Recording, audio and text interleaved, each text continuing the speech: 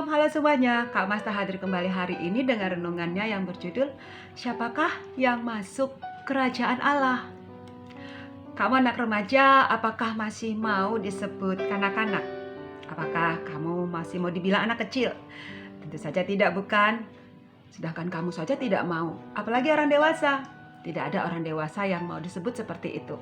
Orang akan tersinggung karena disamakan dengan anak kecil yang dianggap mempunyai perilaku yang kurang bagus, seperti lemah, memalukan, berperilaku konyol, kurang sopan, belum bertanggung jawab, dan tidak bisa apa-apa.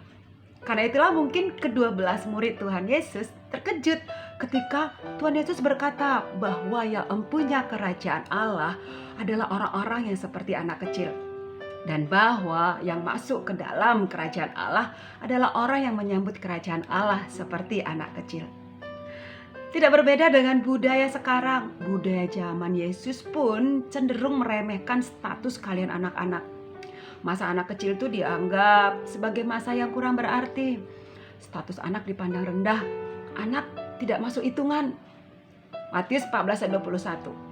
Yang ikut makan kira-kira 5.000 laki-laki, tidak termasuk perempuan dan anak-anak. Mungkin karena budaya itu pula, para murid Tuhan Yesus memarahi orang-orang yang membawa anak kecil ketika Yesus sedang mengajar.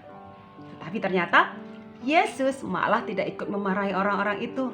Justru yang dimarahi adalah murid-murid Tuhan Yesus.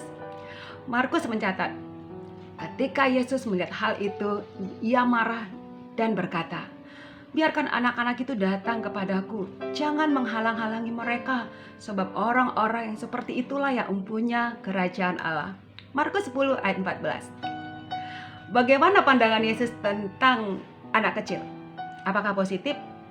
Tidak juga, adik-adik. Yesus berpandangan realistis. Dia mengakui ada sifat-sifat buruk pada anak.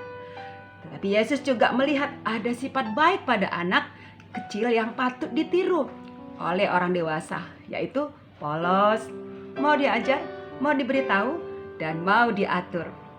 Karena itulah kehadiran anak-anak dimanfaatkan oleh Yesus sebagai ilustrasi pengajarannya. Tuhan Yesus pun menegaskan bahwa yang dapat merasakan berlakunya pemerintahan, pengaturan, dan pimpinan Allah adalah orang-orang yang seperti anak kecil, yaitu orang yang mau diajar, mau diberitahu, dan mau diatur oleh Allah. Setiap orang, bahkan orang dewasa, perlu mempunyai sifat seperti anak kecil yang mau diatur. Itulah yang perlu ditekankan di sini, adik-adik. Maka utama dari bagian ini bukanlah anak-anak, melainkan Allah dan kerajaannya, atau bagaimana dan kepada siapa Allah memberlakukan pemerintahannya. Murid-murid Yesus beranggapan bahwa Allah memberikan kerajaannya kepada mereka yang berprestasi secara rohani dan merasa layak di hadapan Allah. Lalu Yesus pun membuat kejutan. Menurut Yesus, Allah memberikan kerajaannya bukan kepada mereka yang berprestasi dan berambisi, melainkan justru kepada orang-orang seperti anak kecil yang belum berprestasi apa-apa dan tidak mempunyai ambisi apa-apa. Dalam rangka itulah Yesus berucap khotbah di bukit. Berbahagialah orang yang miskin di hadapan Allah, karena merekalah yang empunya kerajaan Allah, kerajaan surga.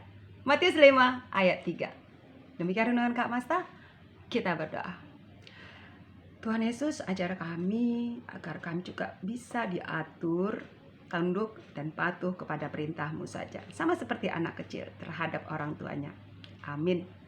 Yesus memberkati. Shalom.